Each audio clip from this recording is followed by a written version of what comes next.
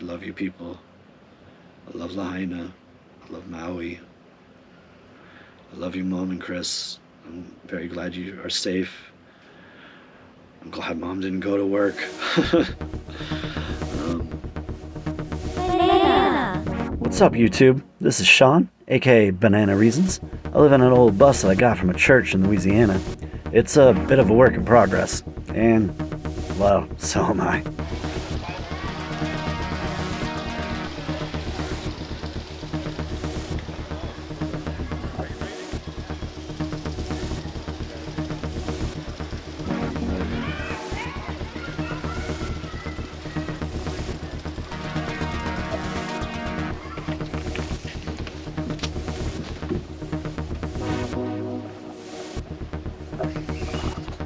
well, aloha. I thought I would do a little video here to talk about Lahaina and what's going on there. I'm a former resident of Lahaina, multi times over. I left Lahaina last year before I started this whole nomad life. My family is still living there, my parents. They're in Haiku actually, so they're on the other side of the island. They are safe. My mom works in Lahaina. Her job for somehow is still standing. She works at some condos down at the Baby Beach area. That area looks like it was kind of spared, like out of everything around it, everything is gone, and somehow that's there. But I don't think my mom's going to be needed to be working the front desk at any luxury condo rentals anytime soon.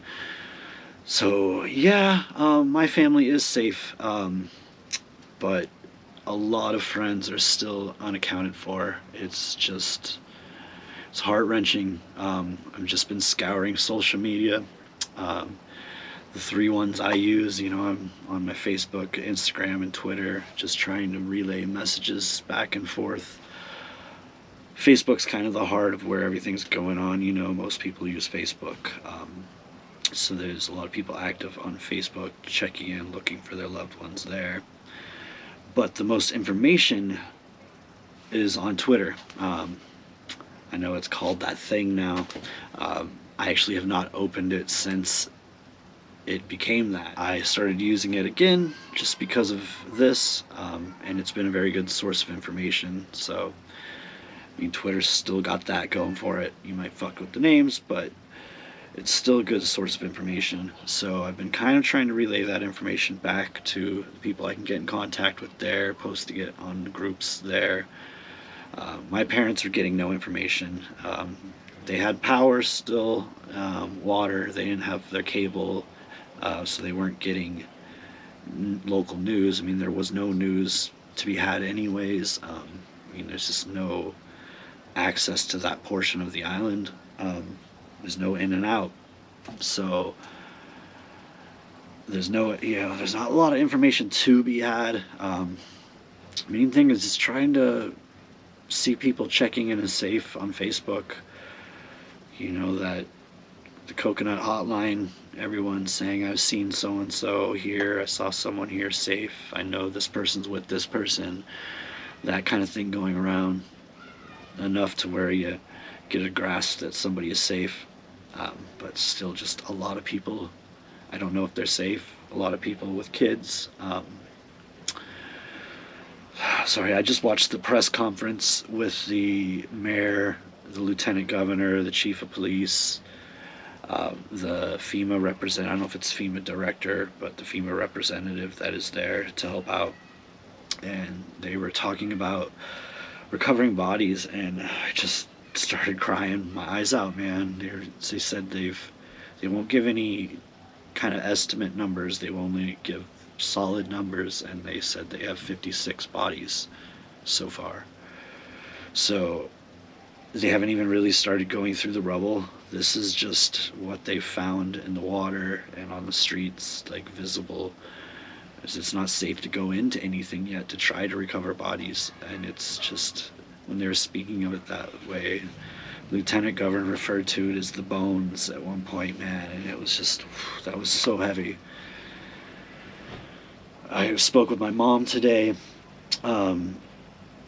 and she finally got in contact with one of her coworkers who lived on Front Street in the Front Street apartments, and they evacuated. They tried to evacuate by car, and they ended up having to leave their car, evacuate on foot, and they walked past a body on Front Street, a burnt woman. You know, her and her granddaughter. I mean, just how fucking traumatic is. That's just incredible, man. And I'm sure once all of these friends that are still unaccounted for, once they come out that they're, you know, that they're safe, they're gonna have some stories, man. It's just horrific. It's a lot to think about.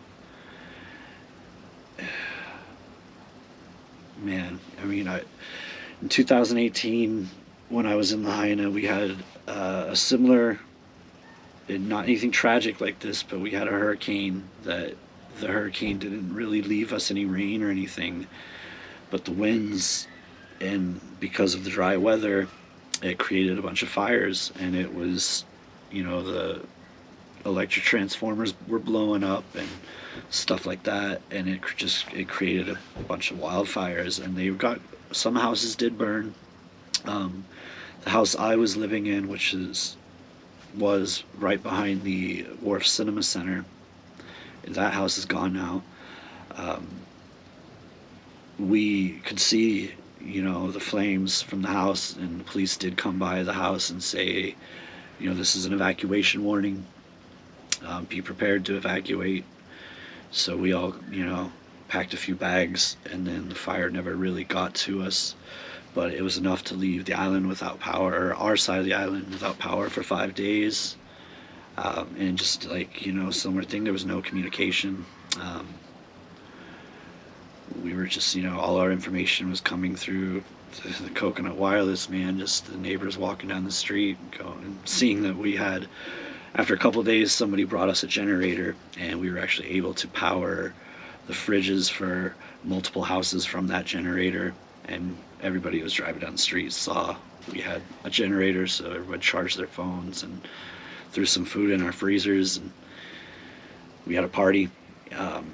Definitely a lot different than this one, man. And I kind of imagine that people that were there in 2018 probably had flashbacks of it, like, oh, it's just, you know, we're gonna probably be without power, and we'll ride it out. You know, one of the videos of my friend who just, her family just posted that they were safe. She posted some videos, and they posted a video where they left to go get some ice, and by the time they got the ice, on the way back in the next video, everything was on fire. Like, they left and it was a little smoky behind them, and the video back, coming back the same spot right at Chemo's, not Chemo's, sorry, Coolers. Everything's so discombobulating when you're trying to look at all these burnt things, trying to remember what's what. But they're driving right past the restaurant Coolers, you know, so the first video they're going past Coolers, there's smoke behind them. Second video they're coming back, and it's just flames everywhere, and she's crying because she's crying for her dog. They're trying to get back to the house to get the dog, and they're stuck in traffic there right in front of Coolers, and they just can't get anywhere. And they know they're not going to get to their house, and they know they're not going to get to their dog. It's, you know, thankfully they've got their daughter, the husband and the wife are in the car, but they just know that they can't go that way. They're going to have to go the opposite way, you know, to find shelter, to get away from the fire. And they had to make that decision, and you just hear the crying, and it's just, oh my God, it's just incredible. You know, another of my friends, she just had a baby 2 days before these fires. She had her first baby. I don't know if she has any, I mean, I know she doesn't have family members that live on the island. I don't know if anybody was visiting, if like her mother, sorry, there's a car driving by. I'm just watching this chaos, and it's just helpless. I mean, you don't want to make these things about yourself, you know, but there is definitely a deep connection to Lahaina for me. Hopefully my friends are going to be fine, you know, because I didn't really lose. I lost a place that holds memories, you know? I didn't lose everything I own. I didn't lose my family. And there's some people pretty close to me that I haven't heard from that would be pretty fucking devastating if we don't hear from them. Um, but it's just people, I can't imagine what it's like there right now. Just,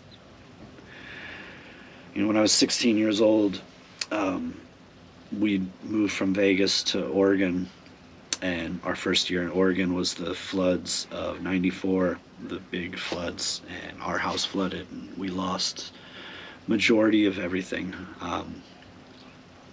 And it was pretty traumatic, man. But I don't know, we didn't lose it like this.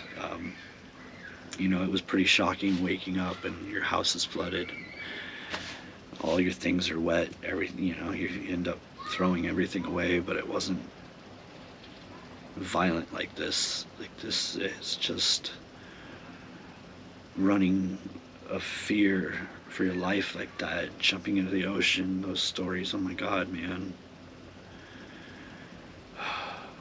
And I know so many. When I was living in Lahaina, I never had a car. I did when I was younger, but this last time I was living there, I never had a car. I was almost 7 years that I was there this last time and didn't have a car. Most people don't. They bike everywhere. Like, that was one of the problems too, man. There's a lot of problems that led to this. But it's just, there's no evacuation planning of any form. Like I said, I was there in the 2018, and no one knew what to do. I was there for the missile crisis. Everybody got a text message on our phones that said there's a nuclear missile imminent. This is not a drill, or it's not a test, I think is what it said. I have it saved somewhere in my screenshots, and that was insane. And it was just like, oh God, we had an hour, we thought we were gonna die, until finally it came out, someone had pressed a wrong button. Like, what the fuck? So you just traumatized all of Hawaii for an hour. Whoa. But there was no evacuation. No one knows anything. We don't know. No one knows what you're supposed to do. Like, where you go, what you do. Like, no one has a clue. It's amazing that people actually were able to make it out, because they didn't know what to do. But there's so much of doing the wrong thing too. Everybody's trying to get out in their individual cars. You see these videos and there's like one person in a car, 2-3 people in a car. Fuck that. Like, get as many people in a vehicle as you possibly can. Get them out of there. Fuck those vehicles, man. They ended up being stranded on the road, burnt up anyways, man.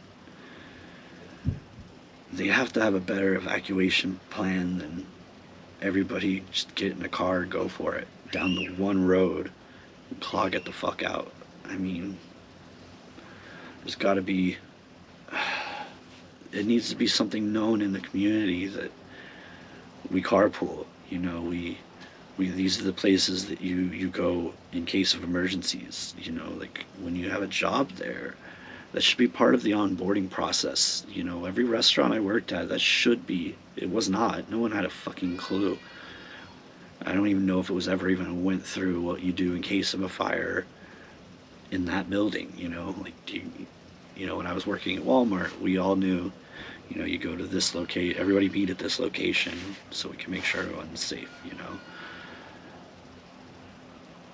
I had to evacuate the Walmart I was at in Colorado Springs my last 2 days in a row because someone lit a fire, and inside of it actually tried to purposely burn it down. And we all knew how to evacuate. We all knew what we were supposed to do, and it went as planned, or as planned as it could be.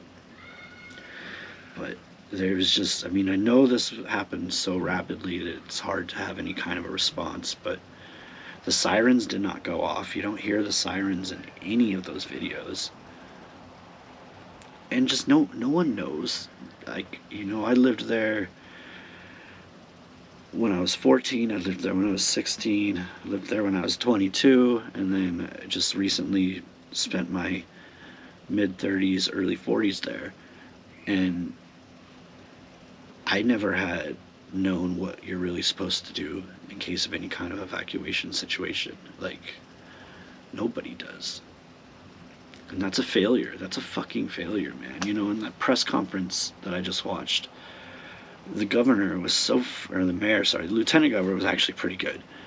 He was humble and he answered questions. He had a couple moments he was a little defensive, but the mayor of Maui was just, it was like he was up there trying to defend his actions rather than just get the information out, like he was being all sensitive and up in his shit about the reporters, and it was like, dude, there's no information out there. People want something. They want something solid and concrete to hold on to, and his answers, I think that's my mom texting me, his answers were so just, he wasn't giving an information. He wasn't, people are desperate for something right now. And he needs, he's obviously not the right person to be in front of the camera right now. I'm not, that's not saying he's not the right person to do a lot of the other jobs that the mayor might need to be doing right now, as far as being on the ground and serving the community. But as far as being the dude on camera answering the questions, dude, get that guy off. He was no good. Same with the chief of police. I mean, he's a cop. You don't expect anything else from a cop on camera. But lieutenant governor was good. I'm not sure if that was the press secretary that was running the conference. She was really good. It seemed like she was trying to hold the mayor intact. This dude was about to snap. So, yeah, maybe think about who you're putting on those cameras, guys, because I know it's hard to keep your composure, but you have to. Like, you're the one people are depending on to be the rock right now, and being the fucking stubborn old uncle. That shit ain't working, bro. You gotta have some sensitivity right now. That was rough. That press conference was pretty rough to watch. They did answer a few things. I mean, the 56 bodies confirmed is tough. They answered very clearly why there's no access through the road. I mean, it's down power lines. It's not safe to get through. Things are falling everywhere. Buildings are still crumbling. Power lines are falling still, and they just can't have traffic coming through. So even to get people out, they're safe up north. That's the thing. There might not be communication for those people right now, but they are safe. So that's important. Just God, I wish I knew who they were. I've tried following everything. There's a group on Facebook where we're all following. People are posting names, and you can keep up on there. There is a Google Doc that's been put together, but there's not a lot of people's names on there. I don't know how regularly it gets checked off. There's people's names that weren't checked off that I know have been confirmed as safe. So that's another part of the system that's just not in place, and somewhere like Maui needs to have that, dude. Like, I mean, even if it was just a regular ass hurricane without the fire, you still need to have some kind of plan of communicating who's in shelters and what shelters they're in, and just so families have that communication. I mean, the majority of the people in Maui are not from Maui, so their families are on the mainland freaking out like I am. I was freaking out about my parents because I was getting this news. I started getting the news around midnight here, I think, when I started really seeing what was going down with the fire part. And my parents were in bed by then. I had sent them some messages, and I didn't hear anything from them until 5 in the morning or something. So I was really worried. I figured they were safe from fire, but I did not think they would still have power. Like, I'm amazed that they still had power through the whole thing. But Yeah, my mom is actually, it was my stepdad's birthday on the 8th, so my mom had the day off to celebrate his birthday, so she was not in Lahaina. Um, I mean, hopefully she would have been driving into work and seen the fire up on the hill, and I hope that she would see that and go, yeah, fuck that, I ain't going to work. I assume she would, because she knows there's only one fucking road home, and if that road gets closed, you're not going home. So, yeah, I think even if she would have been driving to work, she would have seen that fire and went, yeah, nah, getting the fuck out. So, but yeah, thankfully, mom was not at work. Um, it's it's so scary, man. I just still a friend I haven't heard from with, she's a single mother, bunch of kids and a dog. I haven't heard any word from her, and I know where she lives is gone. So, she lived right by where I used to live. And my old house there in Waikuli, it's gone. It's totally gone. I saw in the drone footage. I could see our little concrete area right in front of where my mom used to keep all her orchids, and that whole house is gone, man. It's nuts. Every house I lived in Lahaina is gone.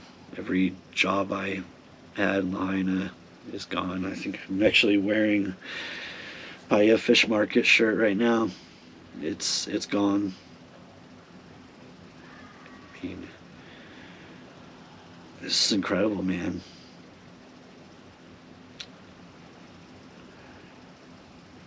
I'm gonna have to do a lot of editing here because I think I'm just rambling, but I kind of just, I guess I just needed to do some venting. I feel like every time I'm talking, with my mom, you gotta be some strength and some reasoning, because you don't want to show that you're broken too, man. Like, I'm not there, so I need to not, make any of that about me. But it's hard to not feel so much loss out of it. I mean, so much of who I am is because of Maui, because of Lahaina. And so my Lahaina background is, when I was 14 years old, I went and spent a summer there with my uncle. He's a pretty well-known fisherman, surfer, bartender over there. He was the bar manager at Moose McGillicuddy's for many years, which later on my mom worked there, I worked there, all at the same time with my uncle, all different shifts. Any point in the day, there was a Kearney on duty at Moose's. Couldn't get away from us, man. But then when I was 16, I went back again, spent another summer there with my uncle. And then when I was 22, I was married to a woman from New Zealand.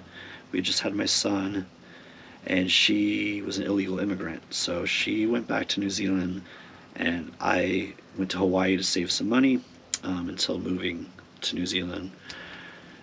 So I was there for about 7 months that time. And then when I was in my mid-30s there, I was living in San Francisco. I'd had a really bad foot injury, had a major surgery on it, and just never really recovered financially while I was there in San Francisco from that injury. It was really struggling, so I went back to Hawaii. And then I ended up staying for about 7 years this last time, 6.5, 7 years. I was in Lahaina pretty much the whole time I've spent in Hawaii. These last couple years, though, during the pandemic, I was at my parents' place in Haiku. And then I left Hawaii to buy this bus and start this nomad life. That was about a year and a half ago. So yeah, it's been about a year and a half since I've been on Maui, but it contributed a lot to who I am in my development. I mean, 3 different stages of my life, my teenage years, my young adult life, and my mid-30s, early 40s, that midlife, the beginning of my midlife crisis was there in Maui. So I've experienced it at many different lifetimes, I guess. whole totally different mindsets and points of views. And it's a fucking Lahaina's it's an incredible place, man. It's the island of misfits. It was known back in the 80s and 90s, because earlier, in the 60s, this is all the hippies and the freaks went there,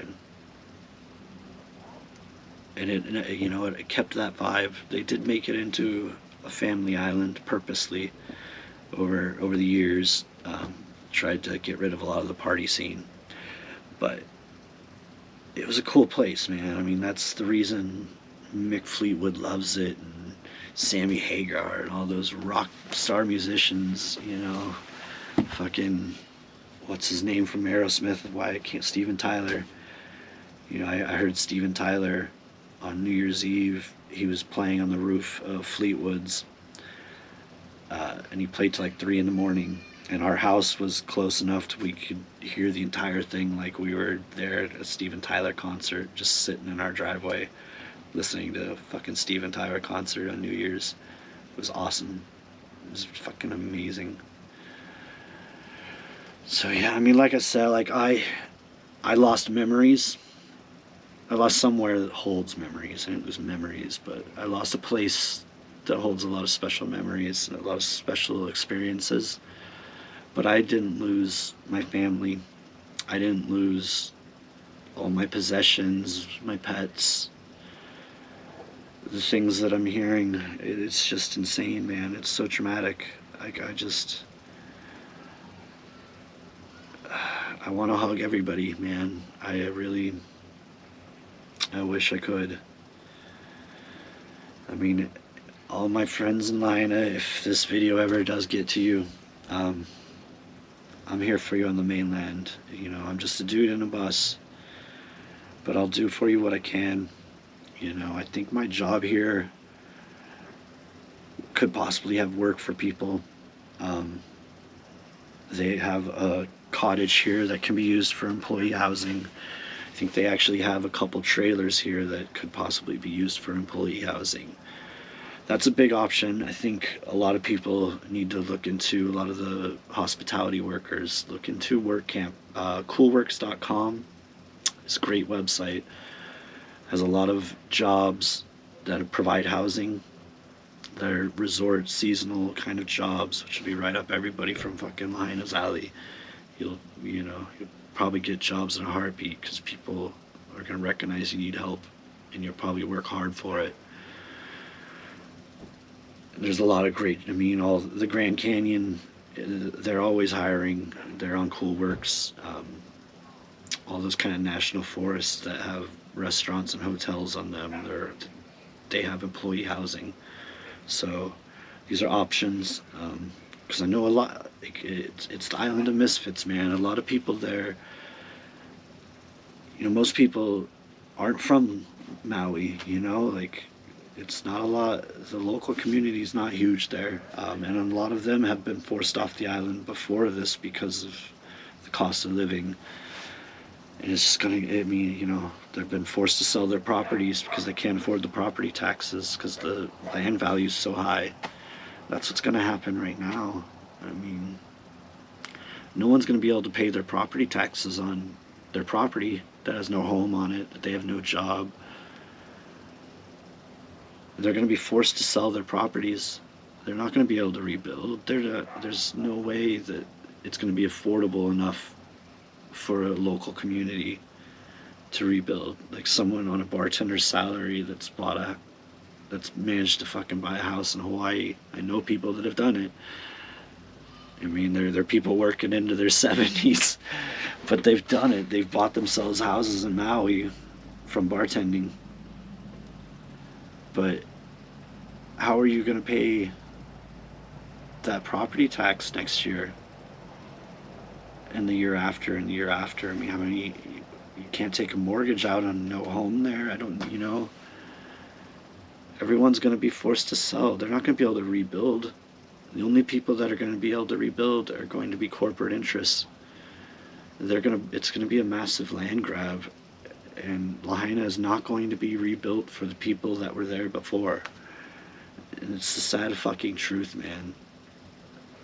You don't see Obama and Oprah on their massive properties offering for people to stay, offering to move mobile homes onto their properties for people. You don't see any of that shit. You know, it's fucking stolen land, and you got the president and his buddy Oprah over there with the massive ass properties where the locals can't afford to be. And it's just going to be worse now. No one's going to be able to hold on to that land. Those property values are not going to go down, even though that there's no home on that property. It's still Hawaiian land. Real estate developers are frothing at the mouth, man. If you look at the mayor's top donors, they're all real estate development, hotels, people that are now in his cabinet. Like, that was the last mayor. There was 4 of the top 10 donors were now members of his cabinet. It's like, oh great. And they were like real estate fucking lawyers, and yeah, it's all real estate money in the politics there. They're not going to make it for people to rebuild. It's going to be a concrete jungle, man. It's going to be fucking condos everywhere.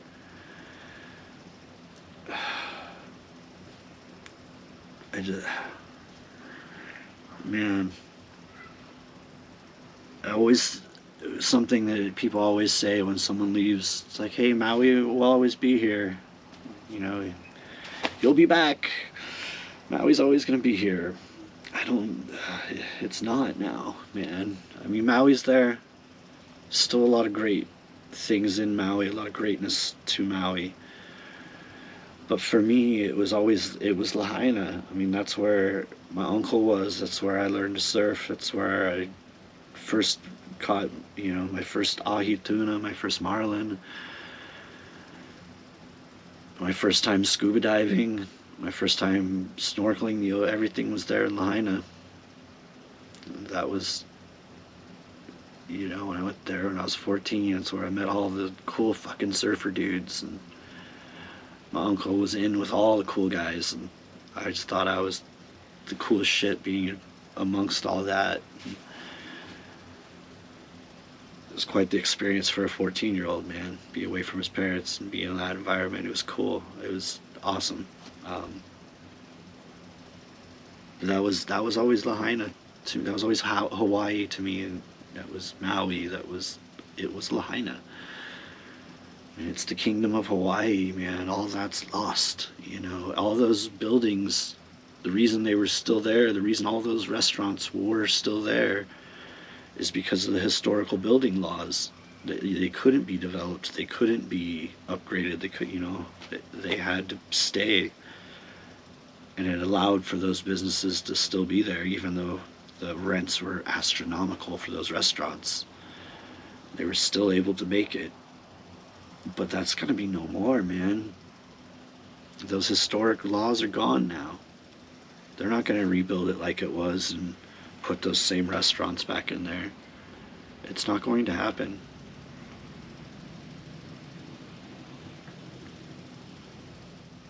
And the insurance companies are gonna fuck everybody. I've already seen one friend, their rentals insurance has been declined. So they lost everything, even though they had insurance, because what's going to happen is everybody has hurricane insurance, and you can't get fire insurance in Hawaii, so they're going to say that this is fire damage and not damage caused by a hurricane, and everyone's insurance is going to get fucking declined, man. It's New Orleans all over again. It's got to be a fucking land grab. All the poor people are going to be selling their shit for pennies on the dollar, and it's going to be gone. I mean, it is gone. You hear all these people, Lahaina's strong, and I mean, God, I know I'm a pessimist, and I know I look at the negative side of things, but it just feels like this is not just negative, it's the realistic. How can Lahaina come back? There's still, there'll probably be some of the people who are going to hang on, and they'll get jobs at the new hotels and shit, but it ain't going to be the old Lahaina it was at all. Not even close, man. You're not gonna know the name of the owner of the restaurant. It's going to be some fucking hedge fund. It's it's gonna be a whole new corporate fucking world there. It's gonna be the Fisherman's Wharf on Maui. It's sad, dude. It's fucking sad. I mean, it's greed that made this happen. They overcrowd that fucking island. They put too many people for the resources that are available. They, you know, they they've approved that new hotel on the other side, but they did not approve any new infrastructure to accommodate that many people. There's no fucking. It's still a 2-lane road across that. One way each way. Where are people supposed? Where are people supposed to go when something like this happens? My mom. I've been begging her to quit her job for a long time, since she moved to Haiku, because her commute. It used to be an hour each way, and traffic. It's almost every day. You're adding an extra half an hour each day, each way, because of traffic, sometimes more. And she's been doing this for years now, and I've just been like, man, quit that fucking job. I mean, I'm in the quit your job fucking school on everything lately anymore, but especially for her, I mean, they are leaving the island soon. It's already their plans to, because they know they can't afford it, and landlord just raised their rent $100 too, this last month. It's just another icing on the cake. Why to get the fuck out of there, man?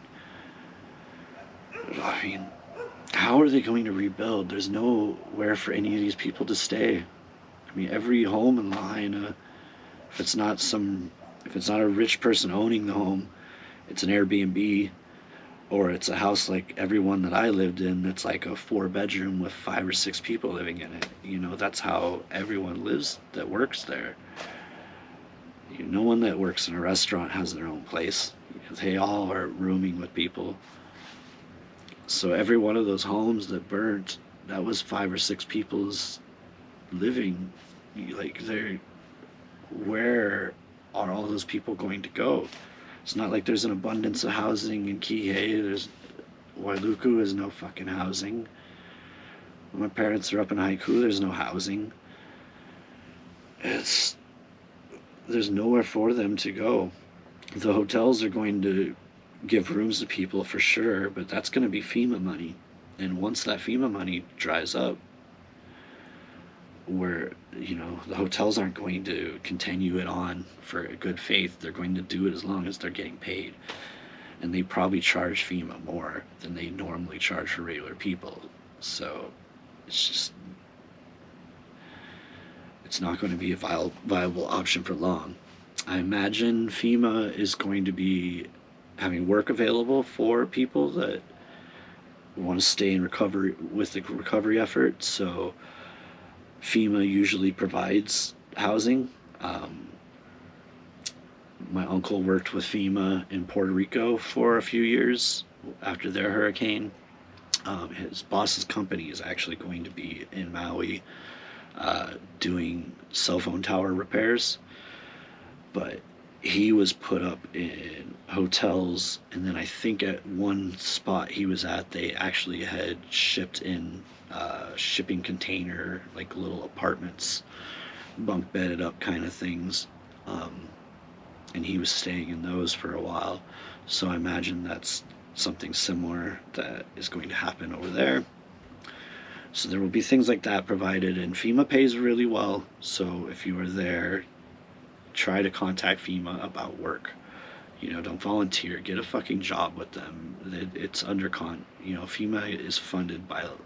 They get a lot of money from the government, and they don't spend it every year, and it just goes to the fucking military when it's not spent. So it's gonna go to more fucking bombs. So I'd rather it go to helping people recover and figure out what they're gonna do with their lives, man. Because There's only so many people that are going to be able to stay, and everyone else is gonna have to figure something out, man. Whether they're on good terms with their family in the mainland, or they're on, because so many people are on their own. So many, like, so many people I know there are just, their family at home wants nothing to do with them. And a lot of people I saw their posts like, hey, thank you for everybody reaching out, blah blah blah. Nobody from my family has reached out. Like, like a number of people I saw say that. So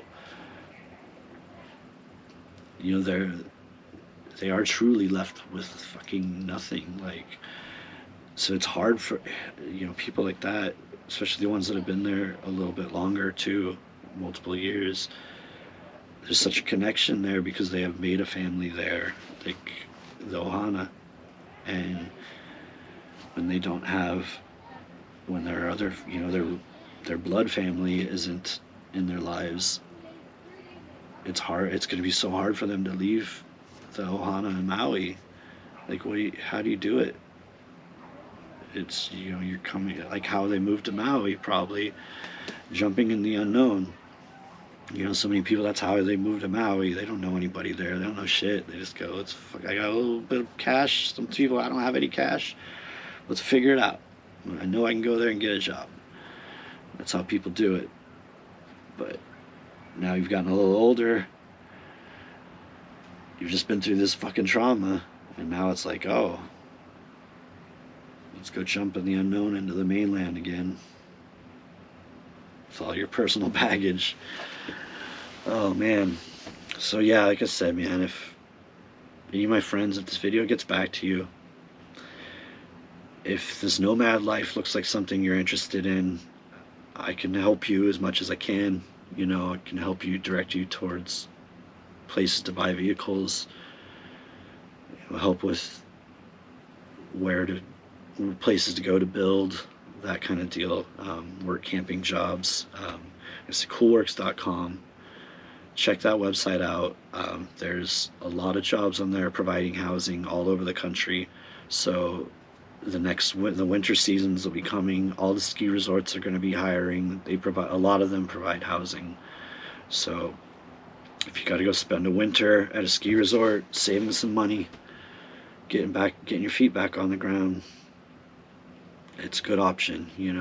One of my bartender friends, man, get a job bartending one of those fucking fancy resorts in Wyoming, man. Save some money, figure it out. This is not going to be easy. This is, I've multiple times in my life had to pick up and move with next to nothing. I've lost everything a couple of times towards natural disaster and then just flaky friends. So in ways I understand. I don't understand the terror though that you guys went through. It just, you can watch it on video and try to empathize, but I have no clue what you guys are going through. I'm sorry. I'm so fucking sorry. But any way there is that I can help, reach out, please do.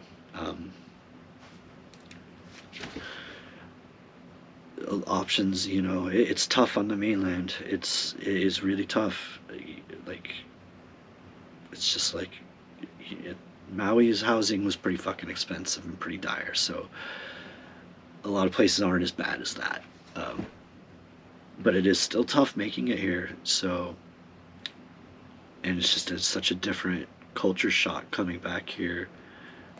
When I first moved back, I was in Louisiana for 6 months while I was building the bus, and that was a culture shock, man. That was just, I'd never been anywhere south.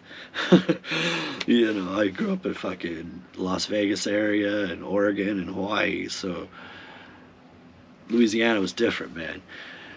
So yeah, it's gonna be a really tough transition, guys. I mean, if you want to hang on and try to stay, do it. I mean, if you have options, especially, then do it. If you can pick up work with FEMA to help rebuild, do it. Um, there will be work and recovery efforts. It will be there. I just worry about when that FEMA money starts drying up, because they're only going to pay for your housing for so long. Um, and if they just give you a lump of cash, that's only going to last so long, you know? So options are something that it's going to have to be thought about. And yeah, if the nomad life is something you're thinking about, I am more than willing to help. I'm right here in Mount Shasta right now. I'm going to be working here at least through September, it looks like. I might stay through October. I'm not quite, I'm kind of depending on what happens with my parents when they move over, because they're going to be buying a trailer and being nomads themselves. So I would like to be close to them. They're a bit older. I'd like to be there to help out. Um, so this winter, probably going to be doing the same thing I did last year. I'm going to be down Arizona area, Southern California. I'm going to be following the weather. Something about the Maui thing. I don't do the fucking cold weather anymore, man. I'm following the forever 70, 80 degrees, man. It's been hot lately, but not as hot as a lot of places here. You know, I didn't really sleep the last couple days, just thinking about it so much. So I'm hoping I sleep tonight, but probably not. I'm probably just gonna pick up this phone again and just be trouncing through social media, looking for more information, refreshing all of my friends' Facebook pages, seeing if they've checked in yet. That's all I can do. But yeah, to those on the ground, man, to those there, just when I hear Lahaina strong, I'm not thinking of Lahaina as the place. I just want to think of everybody inside. Just stay strong, man, because there's so much trauma, and it's not just from that day. It's just this long term, and it's going to be even more long term. Just dealing with loss. It's a lot, man. So just stay strong, guys. And if anybody wants to reach out, I know I haven't been close with a lot of Lahaina people for the last few years. I had my own, troubles when I left Lahaina. So I didn't really contact people. I turned off my Facebook for 2 years. So I kind of dropped off the face of the earth, and I'm sorry for that. I had a lot of shit to deal with myself, but I still got love for you guys, and I'm really worried about a lot of you right now. Um, so, there's some people I've known since I was 14 years old that were major influences on who I've become as a person, and I still have yet to hear about them and their kids, and it's worrying. It's very worrying. And I don't know when any of that's going to be any more clear. And it's such a selfish thing to think. There's 56 bodies they confirmed, and you just go, man, I hope it's not so and so. I hope it's not so and so, and that means it has to be somebody else. I hate that. I fucking hate that thought, man. It's a lot of loss, man. One of the sad things about Maui is there's been a lot of loss there. I mean, I was looking at one of my friends' pages. I keep refreshing. I'm looking through his friends list, and we have like 60 mutual friends, and there's like 15 of them that are dead. And we're not old. Like, I'm in my mid 40s. He's younger than me. And we have that many mutual friends that were dead before this. Like, there's so much loss, man. I know why such a beautiful place as I've experienced so much loss from it. I hope there's not much more. Like, I know that number of 56 is going to raise. I know it is. Like, looking at those fires, and it's just like, how the fuck did they get out? Like, it's insane.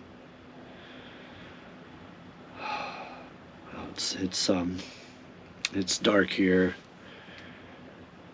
I need to close my bus up. It's actually starting to get pretty cold. I'm gonna eat some ice cream and smoke a bunch of weed. Hopefully I can pass the fuck out. Anyways, I am Banana Reasons. I did not mean to make such a heavy... I guess I didn't mean to make such a heavy video. I don't know what, my channel, I still haven't figured it out. I don't know what it's supposed to be. I didn't really mean to make this whole thing me on a camera talking, but so far that's what my channel has become. But if you would like to like and subscribe, hopefully I'll put out some more joyous videos of my travels and my experiences. I have a bunch of videos I haven't edited yet from my trip to here. I don't really want to put any videos out about this work camping while I'm working here, so once I'm done working here, I guess I'll put out a little video about work camping and my experience. But yeah, it is definitely an option. I think a lot of my friends in Lahaina need to look into. It's provided housing and a job. Get your feet back on the ground. Be somewhere beautiful. And it gives you a season to figure it out. And like I said, just be somewhere beautiful, man. Like, it's really beautiful where I am here. I love Maui. I miss Maui. I miss those sunsets. Fucking Baby Beach sunsets, man. So much of my life has been spent watching sunsets at Baby Beach. But there are beautiful sunsets everywhere. So they're different, but they're beautiful. So all my beautiful friends in Lahaina, please take care of each other. Reach out if you need. I can help how I can. I can pass messages on here on the mainland. Whatever you need from me, I'll do whatever I can for you. I love you people. I love Lahaina. I love Maui. I love you, Mom and Chris. I'm very glad you are safe. I'm glad Mom didn't go to work. Yeah. Peace, love,